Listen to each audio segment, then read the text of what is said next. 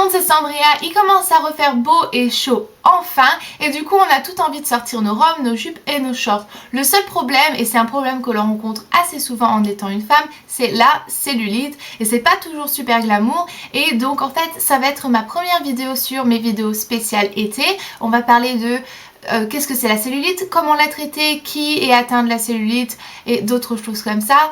En fait, pour vous éclairer un petit peu plus sur ce sujet. Il existe 4 différents stades de cellulite. En fait, vous avez très faible, faible à moyen, moyen à important et important à très intense, très important. Ensuite, qui peut en avoir? Eh bien, n'importe qui. 90% des femmes sont atteintes de la cellulite, plus ou moins fortement. Mais les hommes, eux aussi, peuvent en avoir, mais c'est un peu plus rare. Alors vous allez me dire, comment est-ce que ça se fait que les femmes sont plus souvent atteintes et quelles sont les causes?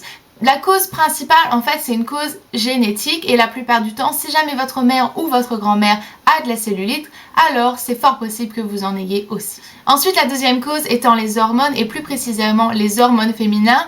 En fait, le corps d'une femme est en train de se préparer pour être enceinte, pour allaiter, et donc en prévision de ce moment dans leur vie, le corps commence à sécréter des hormones qui vont en fait se transformer en graisse et c'est ça qui va produire la cellulite. C'est assez complexe, je suis pas docteur donc on va même pas rentrer dans les détails. C'est aussi pour ça que les femmes sont plus souvent atteintes de la cellulite que les hommes parce que c'est une question des hormones féminins et en fait de la préparation du corps à la grossesse et aussi à l'allaitement. Ensuite, on a notre troisième point qui est l'insuffisance vasculaire et ça, c'est une question de votre circulation du sang qui n'est pas assez intense pour vraiment bouger toutes les graisses et pour les aider à vraiment disparaître et fondre.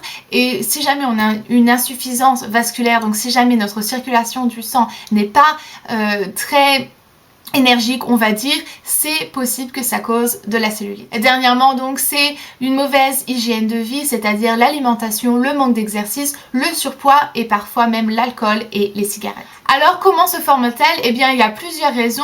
L'une des premières, en fait, c'est une alimentation bien trop riche et en fait, votre corps qui a du mal à vraiment brûler toutes ses calories, brûler toutes ses graisses et du coup, en fait, ça se stocke juste sous votre peau et si jamais, en plus de ça, on fait pas d'exercice physique, alors ces graisses-là ne brûlent pas et elles finissent en cellulite. Et ensuite, comme j'en ai parlé un peu plus tôt, il y a donc la cause hormonale et en fait, les hormones féminines stimule le stockage des graisses en prévision de la grossesse. Ça fait des réserves d'énergie pour la grossesse et l'allaitement. Et vu qu'on n'est pas enceinte ou alors qu'on n'est pas en train d'allaiter, eh bien notre corps donc stocke ces graisses et c'est là que ça se transforme en cellulite. Maintenant, comment est-ce qu'on peut faire pour s'en débarrasser? Eh bien, une fois que la cellulite est installée, c'est assez compliqué à pouvoir s'en débarrasser. Du coup, moi, ce que je dis toujours, c'est essayer de prévenir au maximum avant de devoir guérir. Premièrement, il faut revoir son mode de vie et son alimentation, c'est-à-dire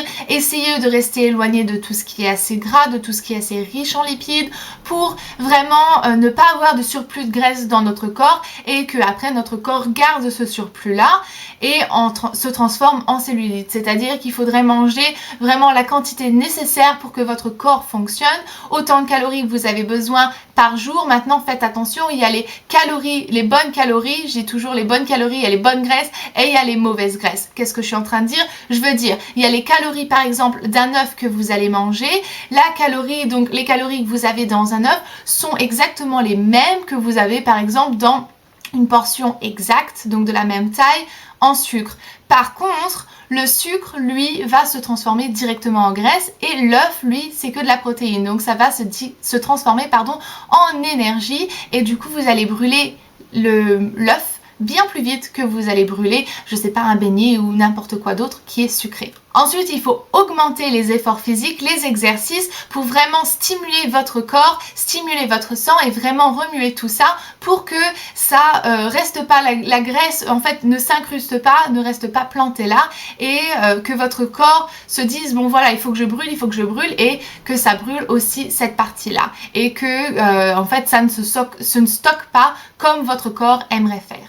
Maintenant, pour les cas de cellulite beaucoup plus graves, en fait, même si jamais vous changez votre alimentation et que vous commencez à faire du sport, ça ne changera en rien du tout votre problème. Du coup, il faudra se diriger, si jamais vous voulez vraiment éradiquer la cellulite sur votre corps, plus vers des thérapies un peu plus hard, on va dire. Et donc, c'est-à-dire aller voir un docteur qui ferait donc de la mésothérapie, de la liposuction ou même il y a des méthodes à ultrasons qui vraiment font bouger toutes ces graisses et les aident à vraiment fondre. Maintenant, c'est quelque chose qui coûte assez cher et il faut voir si jamais vous êtes prêt à faire ça ou pas.